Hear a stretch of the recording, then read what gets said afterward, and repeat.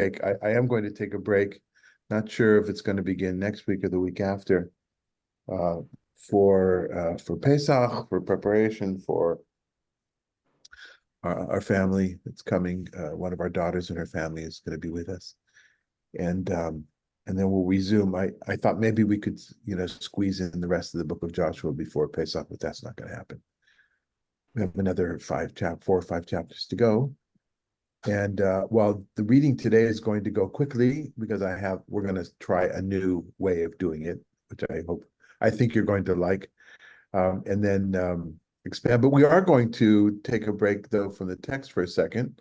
Let's just wait for everybody to come. And many of you know of my passion for sharing my friend William Gross's collection with everyone. Um, just this last Sunday, I was invited to give a lecture at Kilat Marav in Santa Monica, and it's an annual series sponsored by a family in memory of the parents of the parents, a very active couple in that synagogue. And the lecture series is always something about the Jewish family. So my colleague Michael Gottlieb asked me they'd like to invite me to give the lecture. And I looked around for things to do, but first and foremost, I said, well, how could I incorporate this into the collection or incorporate the collection into this? And I wasn't able to find too many things. Yet I did find things that could help us put into a different context the literary sources that we have in the Talmud. And perhaps I'll do that study session one day here. It's a collection of things I've been collecting over the years of stories about the limits of honoring one's parents. Okay, you can imagine the pictures in Bill's collection, including plates and all sorts of interesting things, are all about idyllic situations of Jewish families where the children are dressed very nicely and they're participating the way that they should. Okay, I think everybody's here now, or we will begin in any case. Let's take a look at well, just give the background. We are in the section of Joshua that deals with the nachalot, the inheritances, the parts of each of the tribes. It was broken down into the 2.5 tribes first because that was already taken care of while in the wilderness, and so those 2.5 tribes, that's on the other side of the Jordan. Then it went to Kalev, if you remember. He got a special dispensation for the area of the southern part of Judah. And then there was Judah and the northern tribe and Ephraim and Manasseh and Benjamin. Those are kind of the aristocratic tribes. Levi's not going to have a tribe, although they're aristocratic as well. And then we get to the other 7, of which I wrote the 7 I should have wrote at the top of the page instead of the last 7, the last of the 7, because it's the 6th. We did Benjamin last. Was it Benjamin? I think Benjamin. In any case, there's only 6 today, but that's not the point. The point is we've got all these lists, and another point is that this particular chapter is far more organized and is more organized and unified in its style than the pieces that came beforehand. A lot we've been talking about. We've been talking about a lot over the last few months of how the book of Joshua is comprised of different pieces, different literary units that have been edited together by the Deuteronomistic editor. And in this case, it feels like this is one piece. Maybe there's an addendum at the end that we'll talk about. But before we get to this, though, as promised, a little bit of Bill's collection.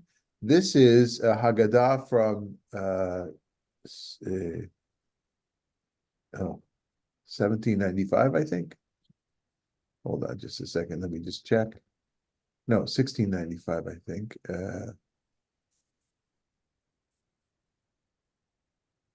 And some of you have seen it before, perhaps. It's Haggadah Amsterdam. Just a moment. I'm sorry. I thought I had everything queued up so nicely, but of course not.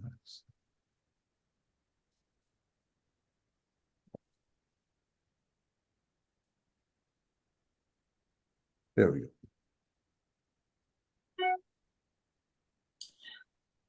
Okay, this is um, this very famous Haggadah of 1695. It's I think it's 1695. I'll check afterwards. And this is the back part of the Haggadah, and maybe you can tell here there's like it's like a not a centerfold, an end fold. It folds out of the Haggadah itself. And this is one of the earliest maps in a Jewish public in certainly in books, in Jewish books. I'm guessing you can't see the details so well here, so let's open up a little bit here. Let's just start here. Yam HaMelech, the Dead Sea, and Yam Kinneret up here. You can see it's written, I know it's written both, with words going up and down and words going on the side, all different directions to fit it in. I love the fact that it gives, first of all, it reminds me of the maps in Tolkien, in The Lord of the Rings, for those in The Hobbit, those that grew up reading those things. But Shevet Yehuda, Yehuda with an aleph at the end, and perhaps an Aramaic style, interesting. Today we're going to talk about Shimon. You can see the Eretz Plishtim, the Philistines. Shevet Shimon here. I also like what you find out here in the ocean here. There's all sorts of fun parts. There's stories from biblical stories. I'm guessing this is with this sea monster here. Maybe this is Jonah. Hard to know. There's another great thing over here. Somebody's riding on a dragon kind of a thing. Alexandria. All right, put it back into perspective. So what you can tell from here, though, you get a sense of the different Shvatim, the different tribes in their land. Also on the other side of the Jordan, it's the Jordan River, the thick line here. And not a north-south orientation, but an oriental orientation. That is, with east up at the top, as we know from other maps, from medieval maps. So kind of a cool thing. I wish I don't know how to. There's probably a way of better sharing this, but in any case, I hope you get a feeling for it. And it's really quite interesting that it's in the Haggadah Shel Pesach. And this Haggadah is really important because of it serves as a template for Haggadot that come after, kind of, as I think we've done this over the years, but art in Haggadot, as in other books that are mass published from a Jewish point of view, which I don't know if that means hundreds or if it means thousands, but it doesn't mean hundreds of thousands. Like Tsena Orena, that book, which is kind of the retold Bible, not only in Yiddish, the Yiddish ones are famous, but they're in other languages as well. Or Yosifun, the medieval history book, Jewish history book. It's kind of loosely based on Josephus, but called Yosifun. And those are often illustrated and Haggadot. And because they're the same text as illustrated and republished over the span of many centuries, the artwork gets copied. Sometimes it's new artwork, and sometimes it's changed years. And that's a fascinating topic, and we've probably done that over the years as well. But this is interesting in that the map was added to the end. That map is 1695 Holland. The printer was Asher Anshel Ben Eliezer and partners. So I think it was maybe the first time a map was added. Yeah. It was one of the very first such maps printed with the text in Hebrew letters. Okay. All right. Okay. Comments, questions about the map? I love maps. I've always loved maps. That my biggest pleasure in moving to the United States 9 years ago was getting a membership to the AAA. I actually had the membership already, but going, and even though I'm fully GPS oriented, but going to AAA to get those maps. I don't know if you can still get them, but 9 years ago you could still get them. And you know how remember with a marker they would mark the route that you would take. I love that kind of stuff. I still love maps of an area. It gives me a sense of what's going on, which you can't get, certainly not on your phone. Okay, maps. And that comes from my Boy Scout days. I'm taking it. Okay, yes. Were you showing us something, Richard? TikTok? We because of the background, we don't get a clear picture. And also because you're muted.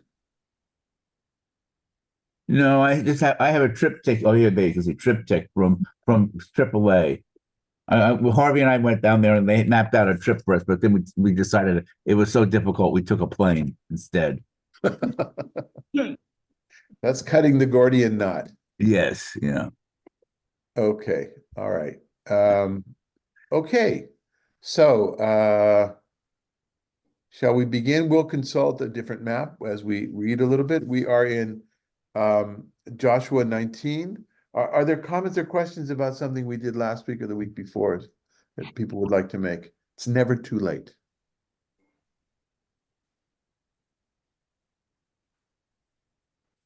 Right. To that answer, we give the quintessential reply as either it's all understood or nobody remembers anything.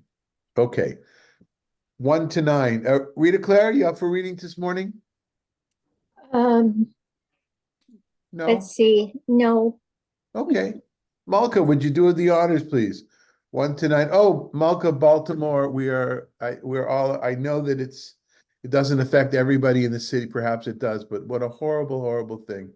And our prayers are with the people of Baltimore, the community of Baltimore, certainly with all those families that lost their loved ones, but also just the trauma of this happening, such a huge thing. It's just traumatic to see on TV. It must be in real life as well. Our prayers are with you, Malka. Thank you. The second lot fell to Simeon. The portion of the tribe of the Simeonites by their clan lay inside the portion of the Judahites. Their portion comprised Beersheba, Arsheba, Moladah, Hazar Shual, Bala, Ezem. I'm gonna interrupt you, Malka. I had promised a new way of doing this, Oh, okay. and I forgot. But but you know what? It makes sense. I was gonna say, why don't we all read to ourselves the paragraph? That was my great idea, so we don't struggle with it. You actually do, of all the people, you do the best with the name, with reading the Only name. because I think of the Hebrew and I don't think of the Right, English. Makes right. it easier. Yeah, and also you've studied Bible in this country, so you're used to but then we have this other part here. So you go ahead and read, but maybe one of the others will do.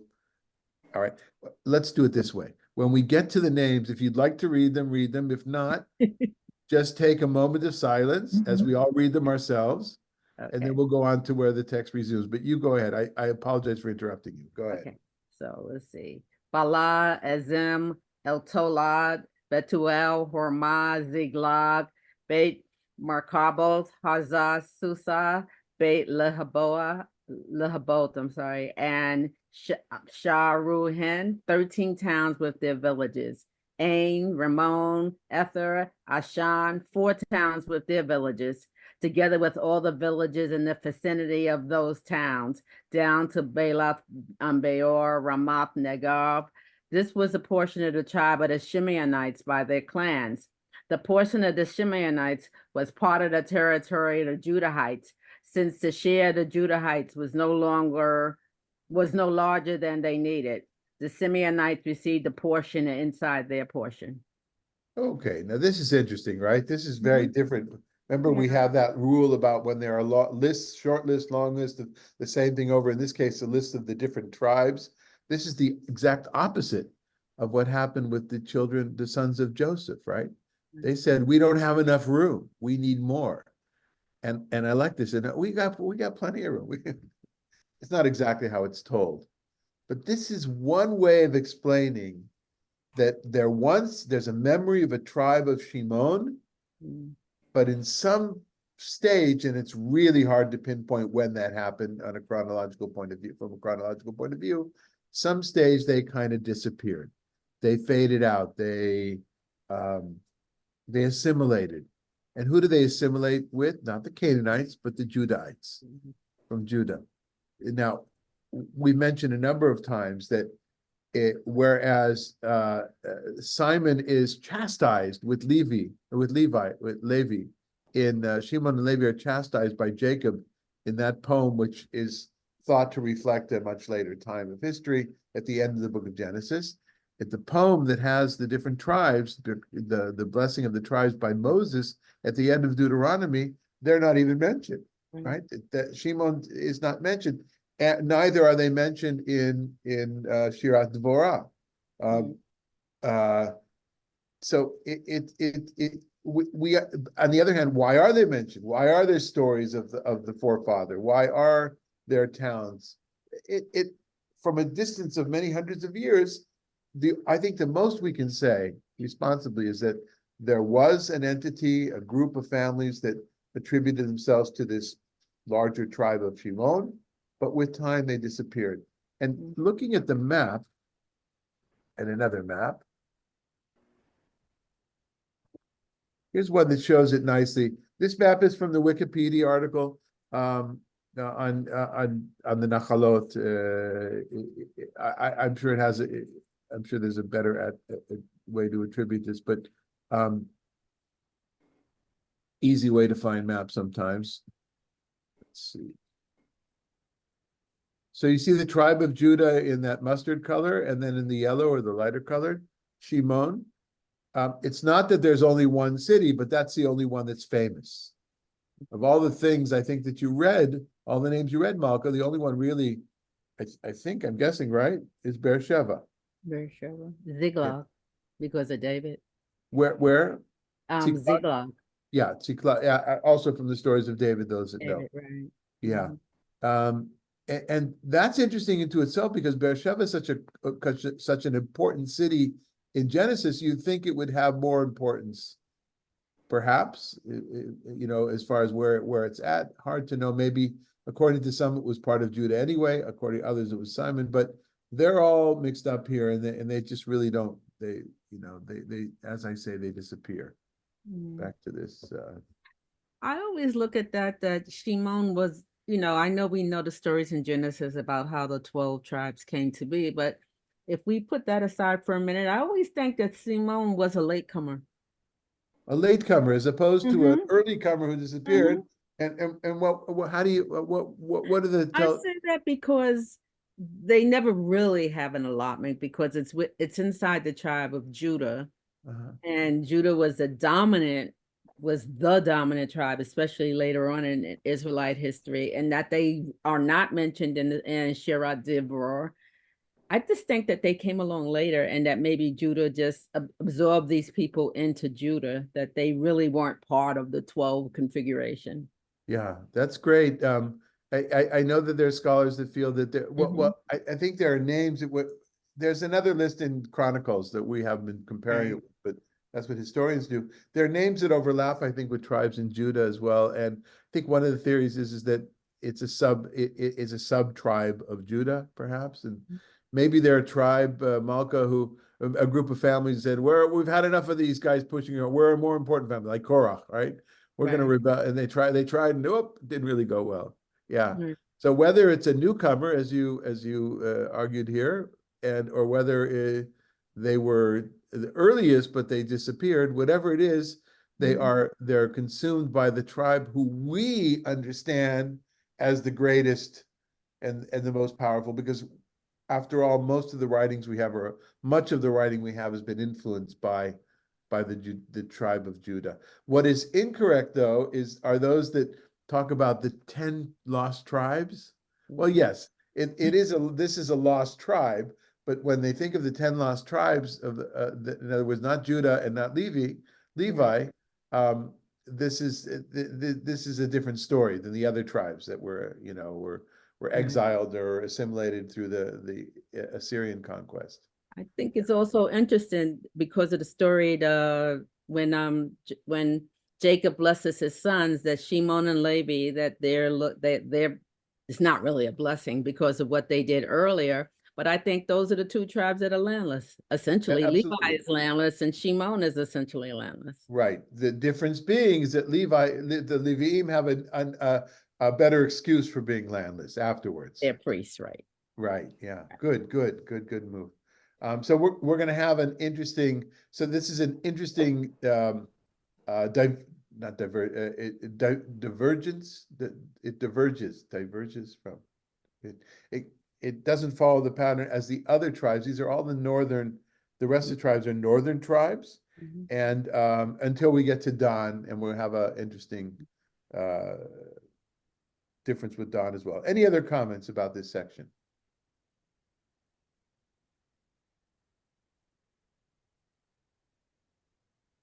Okay, so Megan, how about Zvulun? If you like, and you can skip over the names, just or we can go back to our old custom. If you don't want to read, just say the first letter and go on to the next word. It would be a pity for this to bog us down. 10 to Okay. 16, please. The third lot emerged from the Zebulunites. If I say it wrong, you just listen. By their clans, the boundary of their portion, starting at the Sarid, their boundary ascended westward to Marala, touching Dabasheth, and touching the wadi along Jokanim. And it also ran from Sarid along the eastern side where the sun rises, past the territory of Chiloth Tabor and on to Debarath, and ascended to Japhia. And there it ran back to the east toward the sunrise to Gath Hepher, to Eth Kazin, and on to Rimon, and where it curved to Nia. Then it turned, that is the boundary of the north, to the Hanathan. Its extreme limits were the valley of Ephta, El, Kata, Nahalal, Shimron, Adalah, and Bethlehem. 12 towns with their villages. That was the portion of the Zebulunites by their clans, those towns with their villages. Okay, and that was quite a mouthful. Thank you for braving that, Megan. How about some of the place names that seem familiar or people would like to talk about? Beit Lechem. Beit Lechem, except for you're thinking probably, Malko, or people would think of Beit Lechem as in the Bethlehem that's important to David, and that's in Judah. Yesh Beit Lechem Yehuda. That's south of Jerusalem. This is Beit Lechem HaGlili, which is known today. And today is actually it's kind of like a moshava, I guess. Have we even been there? It's near Tivon. So in between Haifa and Nazareth, kind of closer to Haifa. I think there's a Templar. There was a Templar community in Beit Lechem HaGlili, the Galilean Bethlehem. But this is not the same one, only to show us that something we've seen before, that a number of place names, right? The whole thing with what we talk about in a given state, is there a city name used more than twice? And we found out that yes, it is in this country. But there are different names which are typical. And it's because they have meaning, cultural meaning, in this case, the house of bread, whatever that means, a place of plenty. So this is a different Beit Lechem. That'd be cool. We're talking about the area. Go up to the map. So which one would be pertinent to the time of Jesus? The Beit Lechem? The one down here, the one in right here. In Judah. In Judah, this one here on the map. What we're talking about here is Zvulun in this section here. Oh, okay. Okay, it doesn't have anything now. Some of the other names that are here, that anything else? Another name that sounds familiar? There's one that's important to the conservative Masorti movement. I'm looking around. I don't think anybody's been there. It's not really a kibbutz. It's still called Kibbutz Hanaton. That's one of the names here, Hanaton. And we have many friends that live there, and the Masorti movement, because we were not allowed to. Masorti is the Israeli name, the name in Israel and in Europe, around the world, in fact, for the conservative movement here in North America. We were not allowed to use the mikvahs of the rabbinate, even though the Ministry of Religious Affairs, even though it's our tax dollars, our tax shkalim that we're paying for those mikvahs. We weren't allowed to use them, so money was raised in the 90s already, I think. Yeah, the 90s, maybe starting in the 80s, to build a mikveh on the site of an ancient mikveh. And a friend of mine, she became a colleague, a friend of mine, Chaviva Ner David, has a nonprofit organization where women come to use the mikveh in one way, other people come for spiritual kind of a ceremony, and also giur for conversion. And people come from all over Israel to use that. Her husband, Jacob Ner David, who was my partner with the nonprofit that I ran for 17 years, Rikma, has a winery there, Emek Israel. And so that's Kibbutz Hanaton. It was a great idea for the Masorti movement to feel like they were part of the rest of Israel, but the kibbutz part of it never really worked well. It's still called a kibbutz, although, and there may be some communal aspects, but it's not like with a dining hall and I think they still have cows. Yeah. In any case, that's kibbutz Hanaton, and that's that whole area up there. Yes, Ella. Also Nahalal. Perfect, thank you. So Nahalal is important. Um, uh, Maybe you saw when I was growing up, there used to be those posters from the Ministry of Tourism of Israel. Remember, Ministry of and all these things, government things. That it's good for us to remember that Israel was quite a socialist-run government until about the 80s or so. It became less so, but there were these big posters that were hanging in our classrooms at Hebrew school of different places. One was Mount Tabor, that had that windy road going up. Another was Nahalal. And Nahalal from the air is very special. I should have gotten a picture. I could, maybe I'll look later, because it was mapped out in a very concentric circle fashion with the houses in the middle and the farmsteads in relatively narrow, like a spoke, like a wheel, a wagon wheel kind of a thing. And Nahalal is still to this day is a place where there is a kind of a hotbed in a good way of cultural Zionism, the kinds of things of history and poetry. And it's also interesting that one of the first, maybe not the first, but certainly one of the first and more successful of the congregations, that is, religious congregations in Israel, synagogues or kihilot, that was not Orthodox and not Reform and not conservative, not part of it, but coming out of the kibbutz tradition is in Nahalal. Their Kabbalat Shabbat is kind of famous all throughout Israel. Now there's many of them in different places around Israel. Nigun Halev, the song of the heart.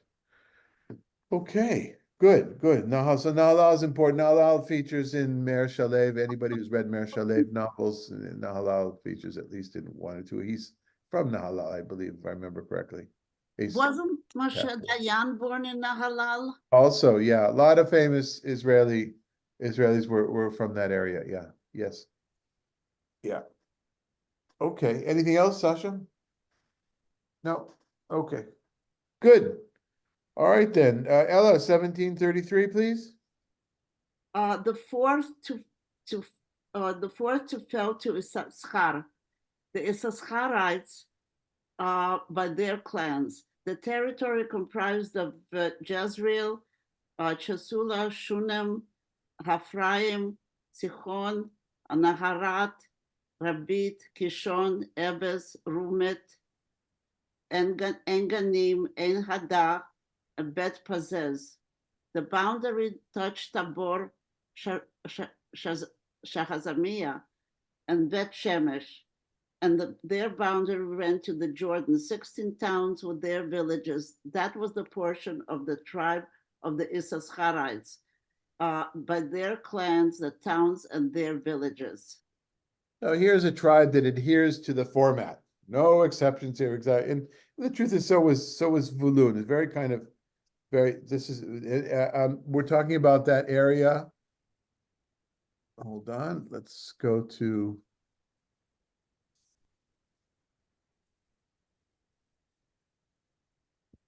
Oh, also, just wanted to show you a picture of Nahalal first. All right. You can see, so theoretically, all the the houses were here in the inner circle and the farms went out this way. Now they become other things as well. Where's our map? Back to the map.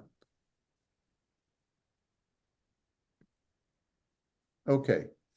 We're talking about Issachar. Okay, Mount Tabor is famous here. There's a Carmelite monastery on the top, but it really sticks out in a it's a relatively hilly area, but this is one hill that sticks out more than others in a very juts out kind of. Important story. This is stories of the Devora stories. Is this whole area here? Okay. Anything else? Other names? So that was pretty fertile land that they got. Yes. Yeah, absolutely. But also hilly. And we think, well, I think that in the same way we had that section last week or 2 weeks ago, whenever it was, where it was a foresty area and they needed to clear it, which reflects this process of many generations to clear the land. I think that's what we see today in that area of the Galil, Ella, is that everything looks just lush and beautiful. It might be green, but it was so much farmland and vineyards and orchards and things. I'm not sure it was like that all the time. It could have been that just the bottoms of the valleys themselves were more fertile. But yeah, yes, a fertile part, certainly compared to Shimon, who got garnished, right? He got the yuckiest part of Judah. Right, yeah, good, okay. Manny, would you like to read? Yes, the fifth lot fell to the tribe of Asherites by their clans.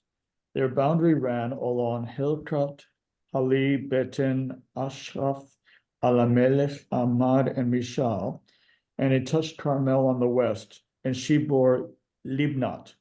It also ran along the east side to Beth Dagon and touched Zebulun and the valley of Iphah-el to the north, as also Bet Emek and Nail. Then it ran to Kabul on the north, Hebron, Rehob, Hamun, and Kana up to Great Sidon. The boundary turned to Ramah and onto the fortified city of Tyre. Then the boundary turned to Hosa, and it ran on westward to Mehebel, Achzib, Uman, Afek, and Rehob, 22 towns with their villages. That was the portion of the tribe of the Asherites by their clans, those towns with their villages. Very good, excellent reading. You must have been practicing. Thank you. Okay, so the same thing here, different places that we've seen, different names. Rehov is a name that comes up in different places, or Beit Dagon. Afek. Yeah, so let's take a look at the map. Yeah. Beit Dagon kind of tells you who was there. Exactly, a lot of these names, Malco, tell you who was there. Tell us who Dagon was, Dagon or Dagon? He was a Canaanite god, right? Right, of, do you know, I representing can't what? remember. I was trying to think. I should Think of know. the Hebrew word of Dagan, Daganim, It's corn, right? or any kind of grain. Yeah. Right. What is translated corn in older translations, I'm not sure it's ever what we call corn today, but yes, grain. Beit Dagon, we'll see some other names coming up as well. And we've seen some where there's the Baal or well, we'll see a good example in a second. So the interesting thing here for us is that if this is Haifa over here, if you can see where I'm circling my cursor, so that's kind of more towards the bottom part of Asher, and it goes all the way up to an entire Tzur of Sidon, which of course the boundary, the border today is somewhere around here. Where Rosh Hanikra is. Maybe this is Rosh. No, that's maybe this is Rosh Hanikra. Or maybe Yes. But during the time of David, Tyre wasn't part of the territory because didn't that belong to that they had to make treaties, wood treaties to get and Sidon Was that Right, part so of the territory during David? yeah, so look at that brings us to that whole question of the Mhm. lists that are here. Do they represent a reality of any time, or just that the wish list that, well, that's our area? Well, we never really conquered it, but it's still our area, kind of a thing. That's the importance, I think, of a study of Joshua through all of this. It's also the importance of looking at a map from 1695 in a Haggadah. What people imagine, oh, the Eretz Israel, this is what we're going back to, this is where we're on both sides of the Jordan.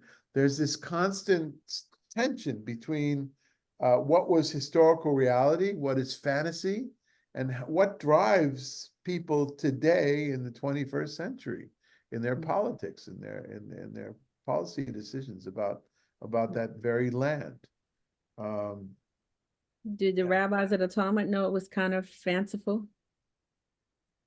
Yeah, I think there are some. I'd have to renew I'd have to look at the stuff that I've done over the years on that. Mm. Yeah, but look at, they were never dealing with it in a reality point of view because they didn't have the power to do that, right? They didn't have the political power. And it's never entirely clear how aware they are of what was, what is, and what will be kind of stuff, as opposed to, say, Maimonides, Rambam, who was more clear about those kind of things. I don't remember anything about boundaries in Rambam's writings.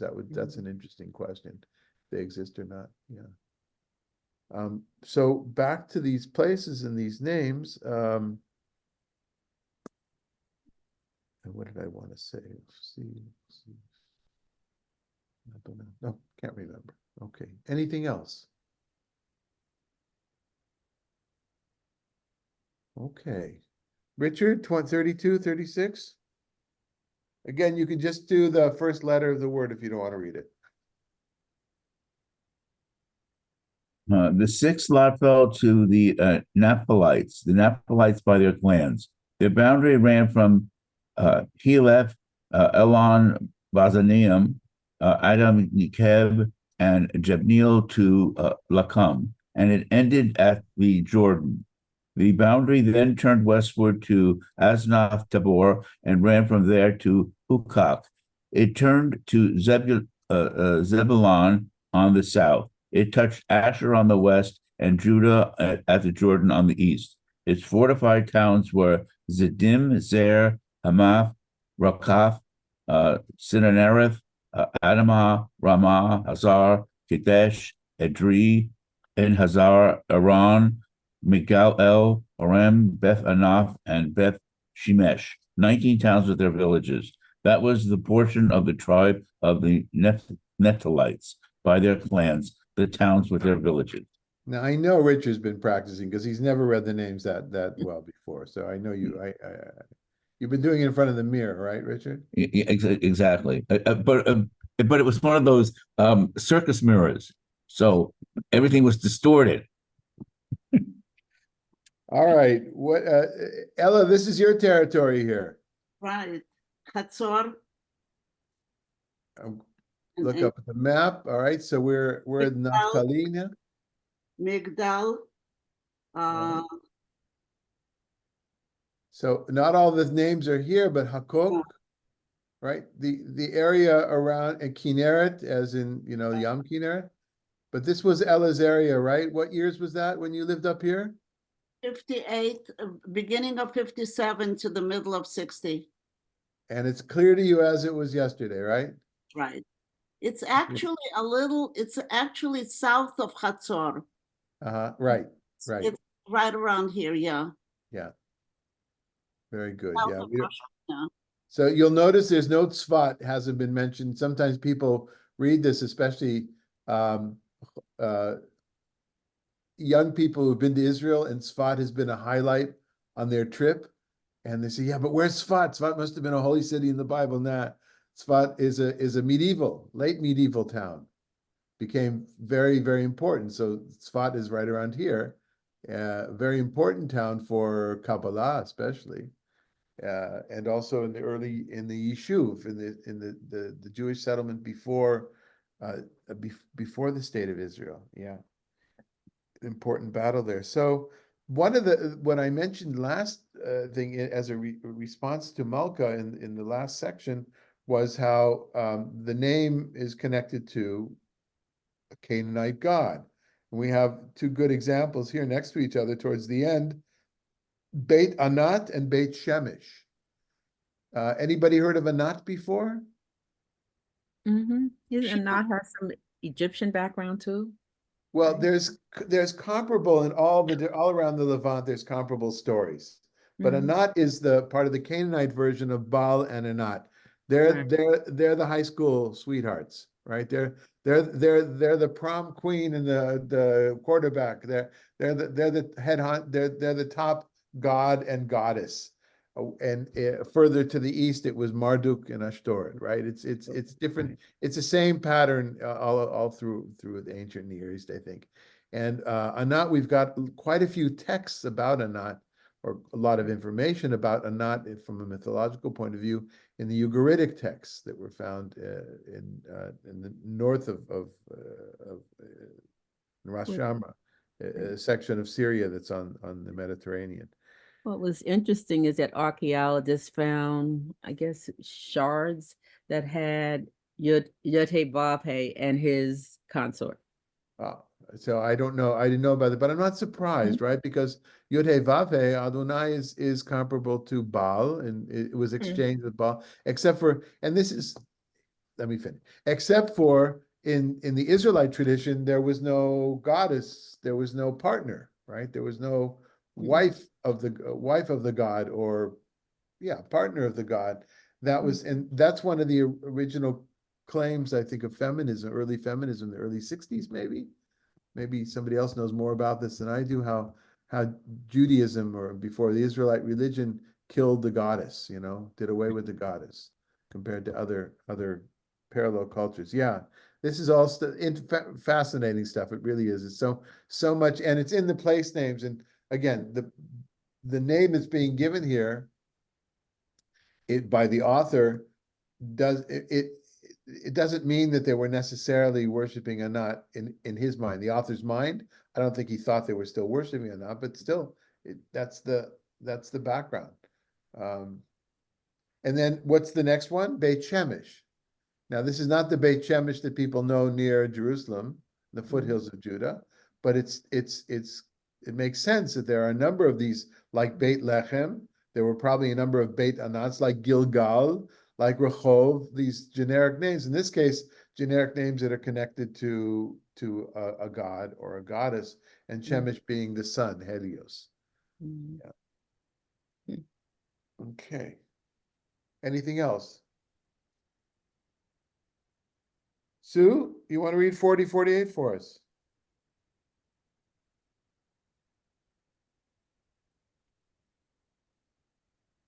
Sue Spicer, just if you would unmute first. Yeah, Yeah. there you go. The seventh lot fell to the tribe of the Danites by their clans.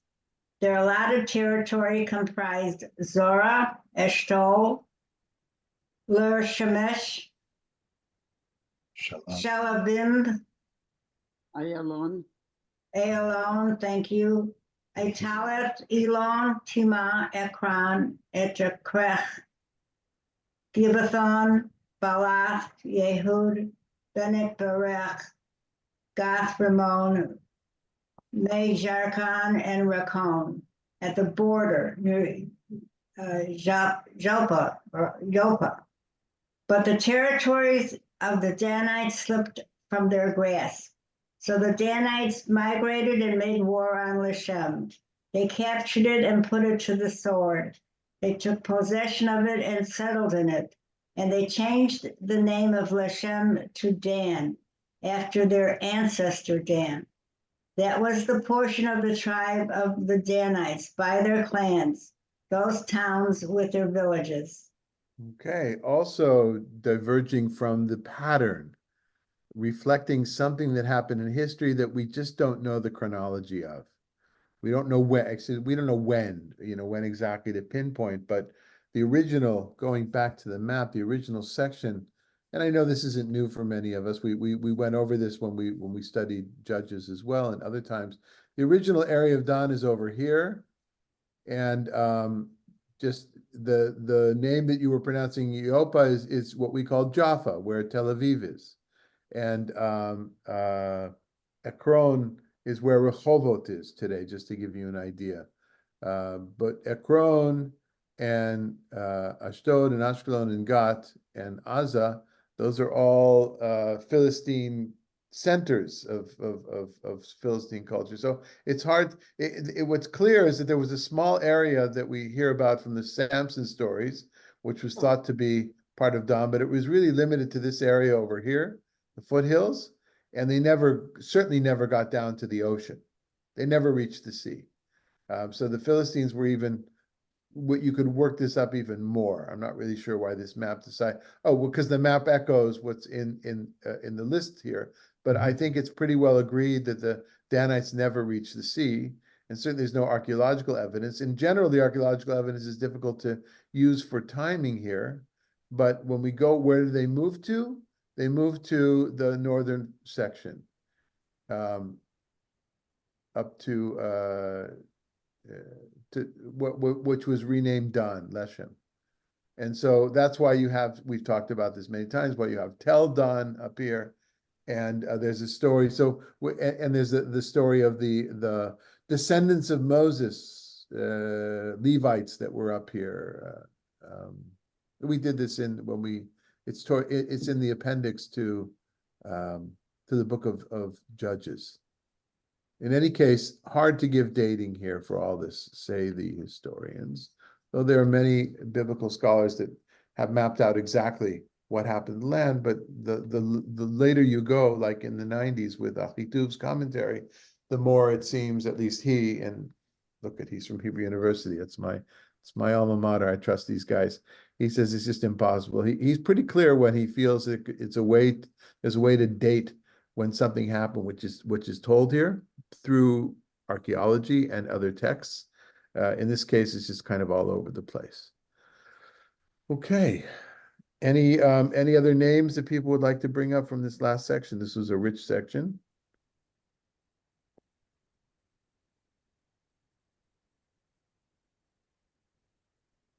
No, okay. So again, evidence of the fact that there was never one coming into the land, wars taking it over, and then this was a long, long process that did not go according to plan, as we see from the Danites here. I have a question. Sure, Ella. Isn't Timnah also near Eilat, where Solomon's mines were? Yeah, another example of places that are the same name place in two different places. Yeah, absolutely. This is not that one. Yeah, you can see where this area here is, that area of the Shvela, near Tel Aviv, kind of. Yeah. Okay. Sid, you want to read 4951? When they had finished allotting the land by its boundaries, the Israelites gave a portion in their midst to Joshua, son of Nun. At God's command, they gave him the town that he asked for, Timnath-Serah, in the hill country of Ephraim. He fortified the town and settled in it. These are the portions assigned by lot to the tribes of Israel by the priest Eleazar, Joshua, son of Nun, and the family heads before God at Shiloh, at the entrance of the tent of meeting, when they had finished dividing the land. 3 dots because that goes into the next chapter. I've said a number of times the chapters are not always successful the way they've been broken down. And even verses, very much one leads to another. It's not always a separate sentence. So we'll continue with that next week. But this is really two smaller sections that I combined into one. Perhaps should have divided them. The first one is, after all, before we finish the story of the lots of the 7 additional tribes, other than the ones that were spelled out in greater detail beforehand, not the people, but God decided to give Joshua, not Joshua himself, gave Joshua a special dispensation as the general. right? As the head of the military. He gets his own piece of land. Sound familiar to anybody? Not from Book of Joshua. The same thing was with Caleb, with Kalev. Hello. So at the beginning of the distribution of the land and at the end of the distribution of the land, special dispensation for the two major heroes, the top tier military heroes. While our book talks about Joshua, because it is the book of Joshua, I would not be surprised if there was a book of Kalev, which is a separate kind of book. And we have pieces from that we saw beforehand. But the way that the editing of this relatively less interesting section of the book of Joshua, it's nice from a literary point of view, from the beginning and at the end to station those special nachalot, those special sections, and just to go to show you that the fact that in different countries around the world we make a face at when military generals or had government officials suddenly have these huge pieces of land in estates and things like that. That practice has been going on apparently for a long time, and amongst our folks, Unzura as well. The other thing that comes up, like again as inclusio of this large section, was where is this all happening? The tent of meeting. Tent of meeting at Shiloh, at Shiloh. Shallow, Right. right. So this is the priestly part of or from the priestly source. All important things need to happen in front of the tent of meeting, and in this case at Shiloh. So that nicely delineates this literary unit that we've been doing for the last few weeks. Did Eleazar cast lots for Yehoshua and Caleb for their So- portions? Yeah, so they don't get, I don't think it says they get lots. They gave a portion. It sounds to me, Malka, here that I think it's not, they're not lots. They are given a portion. In fact, Joshua gets to choose where he wants, Right. right? And Kalev chooses where he wants. He wants Hebron. So they didn't cast lots, but the editor, the redactor, the narrator very nicely fit those two things in on either side. And then it's again Elazar HaKohen was involved in it was mentioned in the beginning. Now he's mentioned here as well. And one other thing I was going to say, this place where he chose Timnat Serach. Mm-hmm. So Serach, of course, would be interesting. I thought maybe I'd find something interesting in the Midrash there. I didn't. I found something less interesting, which we'll do in a second. But Serach is Serach Bat Asher. I thought maybe there's some connection there. Well, at the end of Joshua, when we will learn about Joshua dying, he will be buried in a place called Cheres. I think it's Timnat Cheres, which is Serach backwards. So it's a three-letter word that some may have been jumbled. And the truth is Cheres, shard, pottery, something like that might be a more historical way of the name. But that's just it. Sometimes there's no ideological change. Sometimes it's just somebody gets it mixed up. Okay, and to finish us off, Dan, from the Sifrei Bamidbar, from the Midrash Tanaim of the Book of Numbers. Only by lot shall the land be divided, only, excluding Joshua and Caleb, who received special portions. And thus it's written in Judges. And to Caleb ben Yefuneh was given a portion in the midst of the children by the word of the Lord Joshua. And in Judges, and they gave Hebron to Caleb, as Moses had spoken. And what Joshua that we just read, and the children of Israel gave a portion to Joshua, the son of Nun, in their midst. By word of the Lord, they gave him the city he asked for, Timnat Serach. Yeah, I think my aside from just when you begin to study Bible in an academic setting, you kind of at least I did, coming from the rabbinic world, from the yeshiva world, you say like, didn't people pay attention to all these contradictions? or these differences, whatever. And sometimes you get this very flippant attitude where they just weren't reading carefully. But that's from time to time, I get a reminder of a nice, from a pedagogical point of view, the rabbis from the earliest, almost the earliest strata of rabbinic literature that we have saying, no, we're paying attention. This is an exception. But the way I'm hearing this here is because God said so. It's not lost. This wasn't a political thing. Yes. And you should know it's not fair. They get more than everybody else, but because God said so. I'm reminded of this because in having lunch with my colleague the other day after the lecture, we were talking about he's going to retire soon, and we're talking about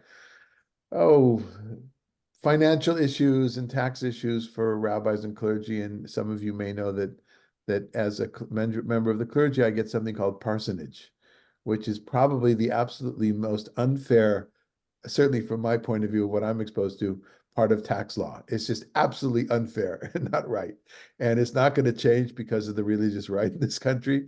It's a tax advantage that clergy have on living a common. It's actually there's a history behind it. Would you like me to give you a sentence on Sure, it? go ahead. When the tax code went into in place in the early part of the 20th century, of course, at that time, the Catholic priests lived in what they call rectories or whatever they're called. But the church would have a building, a dormitory in which the priests lived.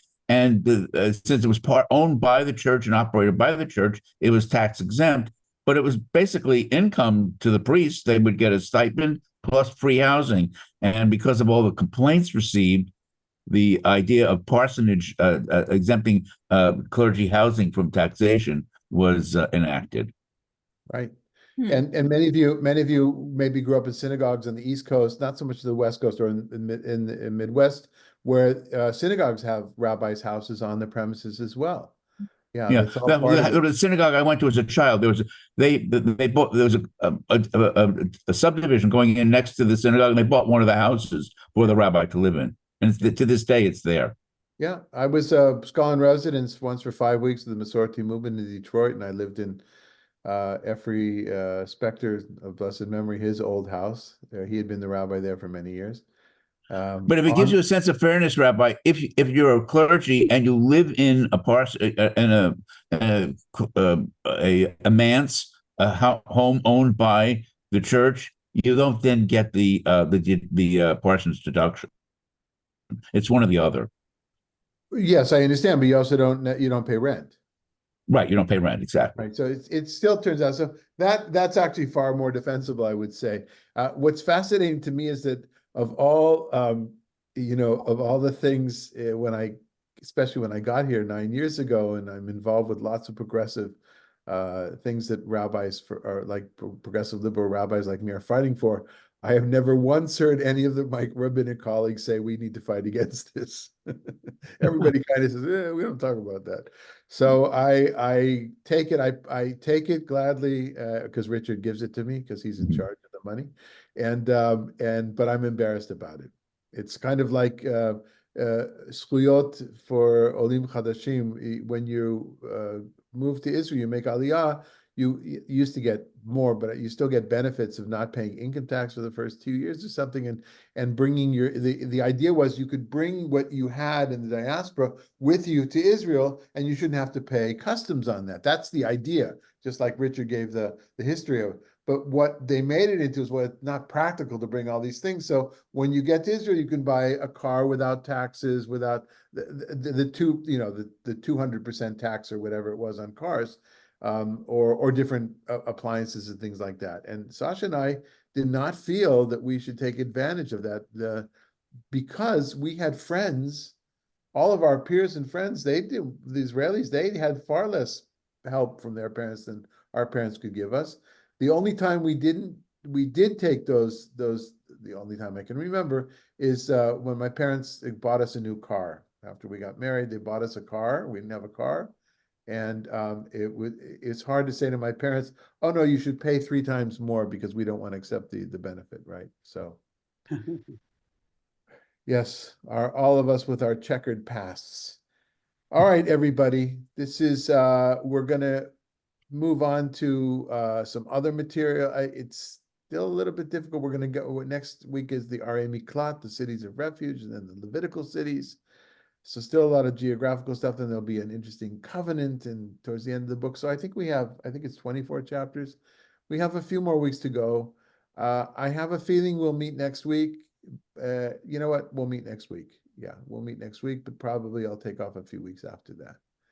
Okay? Thank All you. right, everybody. You're Thank Bye, you for being everybody. here. Really Thank appreciate it. Thank you. Bye. Take care.